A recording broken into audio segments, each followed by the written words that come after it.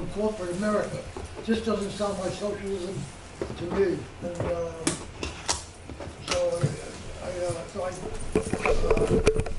that polluted, where you can't vote, where major corporations play a major role. That's not a country I can respect. Thank you, Harry. Do you want to respond, G? Yeah, I think I should. First of all, if you look at the little red book of Mao, the frontispiece has a picture of Mao voting in 1954. And China has had regular votes since 1964, regular vote at every level. And there are multiple sources confirming this. Further, in terms of the nice talk by his fellow Eric Lee, we talked about this, and he dealt with this issue of the Communist Party and it's what it's doing there. And he said that, yes, he himself is a venture capitalist, speaks English very well, floats back and forth between the United States and China. But he's a member. He's a venture capitalist. He is also a member of the Communist Party of China, because the Chinese believe that it's a democratic dictatorship of all the people, but it's led by, it is in fact, in essence, a dictatorship of the proletariat. But what he says is that, yes, if you're a capitalist, you can become very wealthy, you can become a member of the Communist Party, and you can become rich, and you can become a member of the upper class, or upper stratum, I think could be more correct. But you can never become a member of the ruling class. That is the Communist Party, and they determine, through a democratic process within the party, how you move forward. But there are very elaborate ways that this happens. It's been very well studied, and I would suggest people consult some of those sources. Norma. Oh, I was reading this morning that Haiti is having terrible earthquakes and killing people like crazy. They're being isolated. They can't be cared for because they can't be reached, etc. Haiti. Oh, Haiti. Haiti is having one earthquake after another. Puerto Rico. That's Puerto Rico, not Haiti, isn't it? Puerto Rico had it. I don't know. I have to look it back up. It said Haiti, But how is it? and it said that while this terrible devastation is going on in Haiti, Cuba, not far away, is also having earthquakes, and they've had only 4 deaths during this time, whereas Haiti has had thousands. So that's the talk. You know about that. I mean, you know about all the lies that Harry just subscribed to, for one thing. So you know that Haiti. I'm sorry, did you say lies? The lies that Harry just reported to us as substance that are told by our governments and our owners, and you know about what's going on the difference between Cuba and Haiti, for example.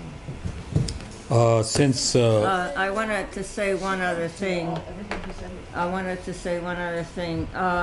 People have to get another idea about what work is. When they say that everybody who wants to should work, or however they want to phrase that, the idea of who can work is, you have to be physically capable, mentally capable, so forth and so on.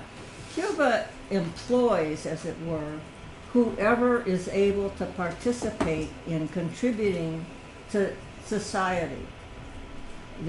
Everybody gets an opportunity, except they haven't gone to the age yet, which is a thing that I want. I want to get rid of age discrimination. But as far as so-called ability for a person to work, everybody's given the opportunity forever, for their lifetime. If they can make and will make a contribution to society, they're permitted to do that. The structure is that they are permitted to participate.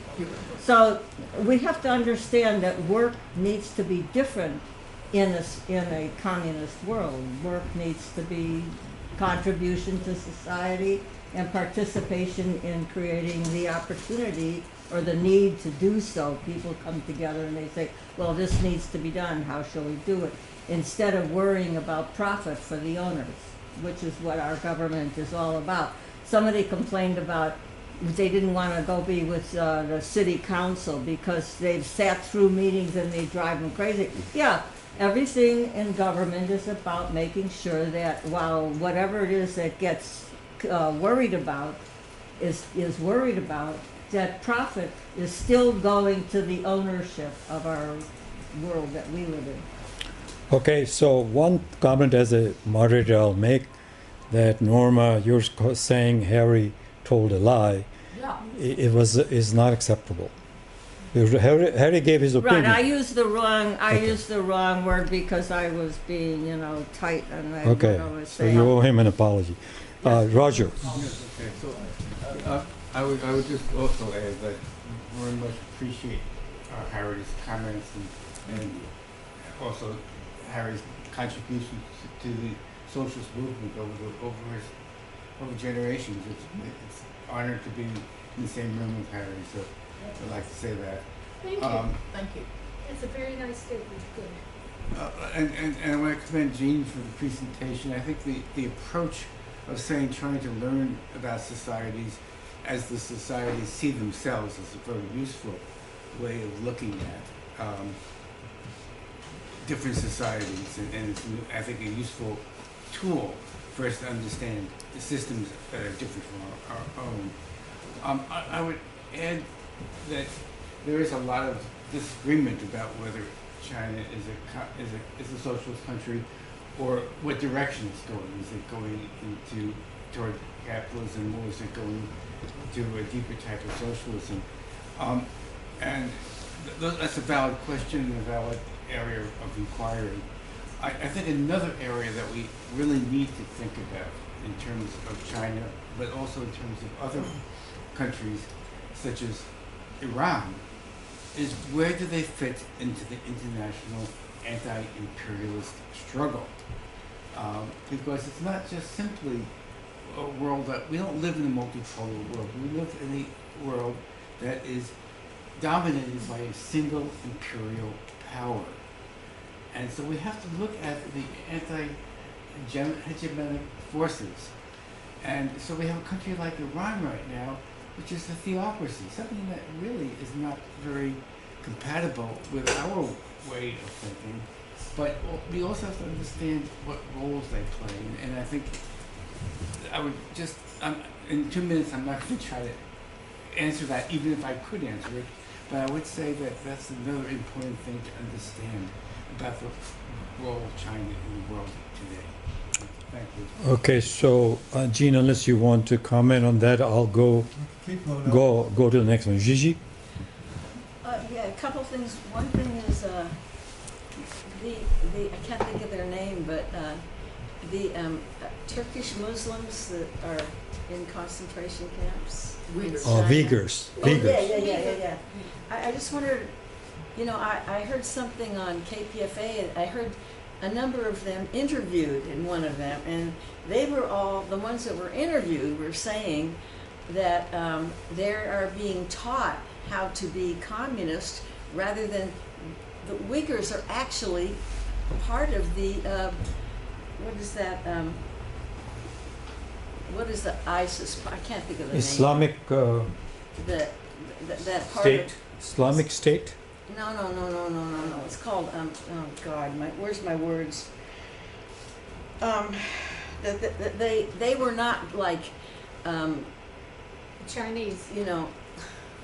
God, I don't know how to say it. Anti-communist. They were their religion was not like the normal one. It was part of the, just like in Saudi Arabia, what they're doing with ISIS and Al Qaeda and all that stuff.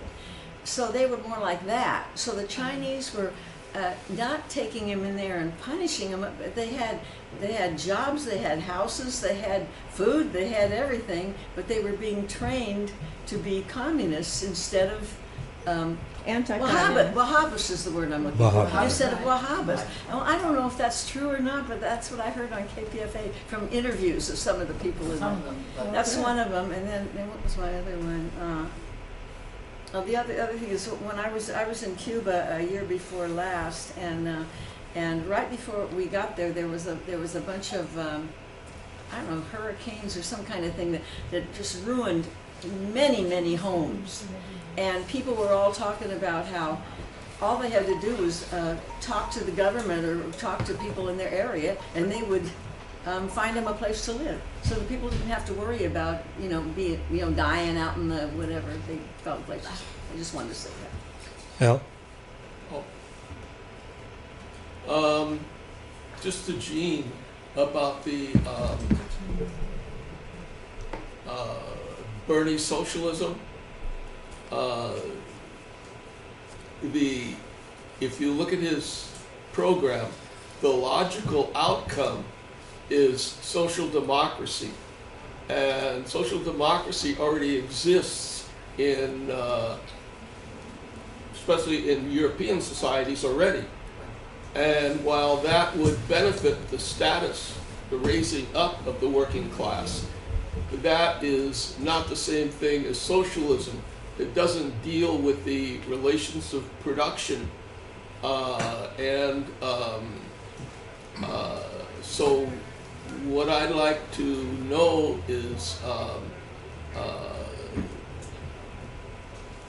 do you see a link between the kind of social democracy that Bernie advocates and socialism as we understand it from a Marxist viewpoint? Okay, Gene, you want to respond to that? there's no radio.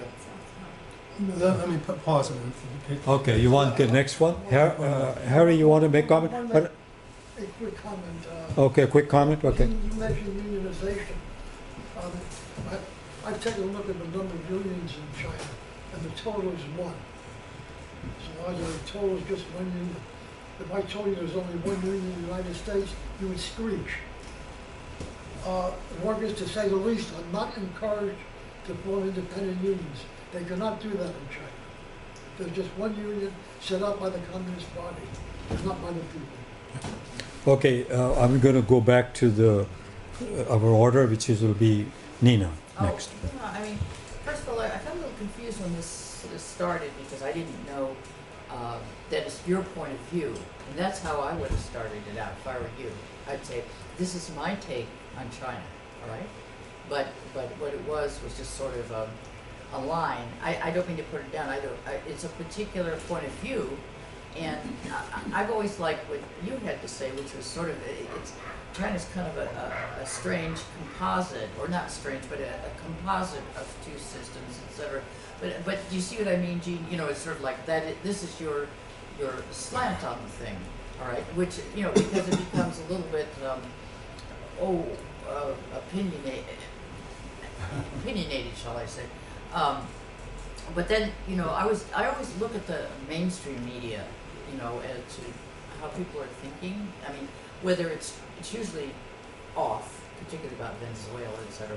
But they've been having a lot on PBS about the oppression of the Uyghurs, and and interviews with them, and there, I mean, all sorts of things that it's not really helping them being better communists in any way. I don't know if you guys watch the mainstream media, but PBS is always available to everyone. You don't have to have cable or anything. So it really, PBS really puts this out. Now, you know, and I can't say whether it's true or not. We did have a speaker, right? You know, David Makovsky. So, and it's completely contrary to what Gigi is saying. So let's, you know, I would like to have a critique of what the main, how should I say, mainstream media is saying is very oppressive. They were, you know, they are being sort of, they didn't use the word brainwashed, but kind of like that implication. They have rules that are, you know, when they're being trained, like they can't even get up and go to the bathroom. They didn't mention housing, anything like that Gigi mentioned. I mean, I'm just saying that this is what is being told to the American people, so we need to really address the actual media hype or the media truth of what's going on for most Americans. You know what I mean? So, thanks a lot. That's it. Okay, so Yeah. you want to comment, Jim? Yeah, a couple things I want to say. First of all, on the Uyghurs and what's going on in Xinjiang, I think one has to understand there is a massive propaganda campaign by the United States, the people, and the extreme right wing. It's a bipartisan thing, but it's spearheaded by people like Marco Rubio, who apparently can't find any human rights abuses in Florida, so he has to look to China. But this is part of the motivation. And people talk about the NED, the National Endowment for the Humanities. Well, they spend hundreds of thousands of dollars fomenting, putting out forth these views about Xinjiang and what's going on in China, in Xinjiang, Tibet, Hong Kong. So this is a massive propaganda, hundreds of thousands of dollars. If you look at their webpage, it's there. But they spend hundreds of thousands of dollars. The CIA has a budget of billions of dollars, tens of billions of dollars, something like $7 billion, which nobody can see. They feel like they may share it with the president. But they have massive amounts of money, and this is directed towards overthrowing the Chinese government. And I think one has to put these comments. For example, Andy Goodman had this thing on Xinjiang, and a lot of these things were repeated. Their two guests were basically CIA agents. They were paid by the World Uyghur Conference, which gets a lot of money from the NED. This other woman, I forget her name, she used to work for Radio Free Asia.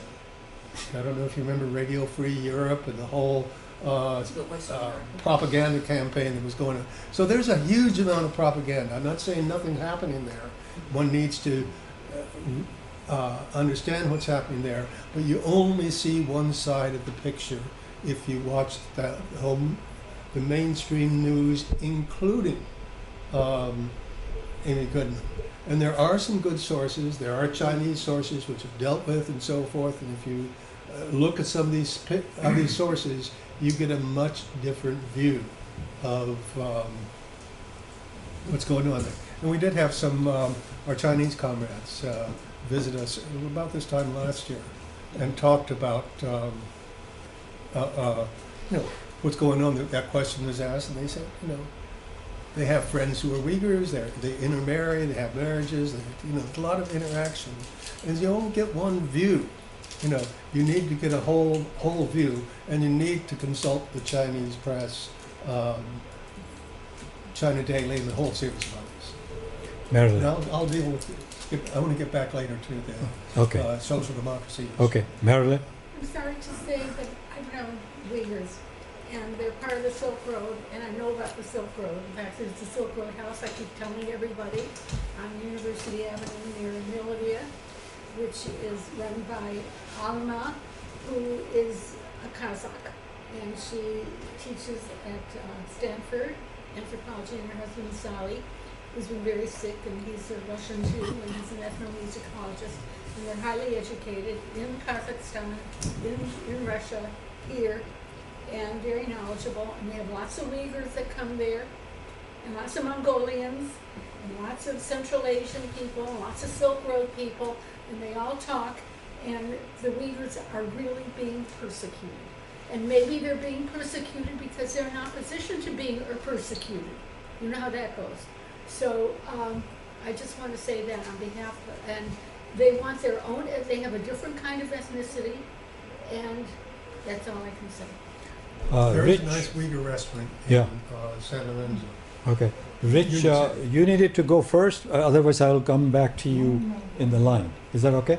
Keep going. Kim, you're next in line. Thanks, Gene, for your presentation. My two main questions or thoughts that I had while you were giving the presentation have already been sort of brought up by Harry and Al. But when you were showing the graph, showing the comparison of income from the New York Times, I was wondering if it's the increase in income in China is because of the U.S. corporate presence there. And Al brought up the question of the difference between socialism and democratic socialism, which I would ask you to sort of comment on. Shall we collect this question, or you want to answer it now? Well, either way. Let's collect a couple more. Ask a few more, and then Yeah. before Then you we answer have it. Yeah. 20 minutes. Yeah. Okay. Karen? I'm sorry, I didn't have Okay. That's okay. Rich?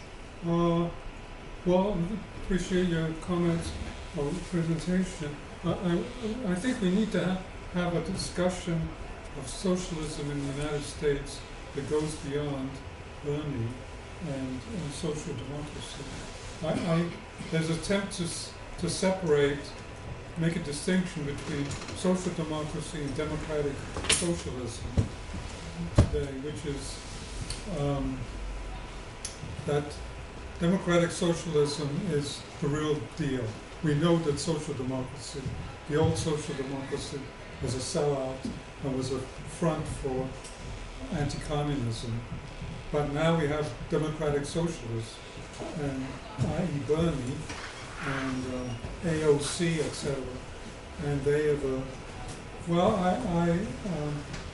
I think we need to go into the whole thing more deeply. I don't want to cast aspersions on either of those individuals particularly, but they're not Marxists, in my view.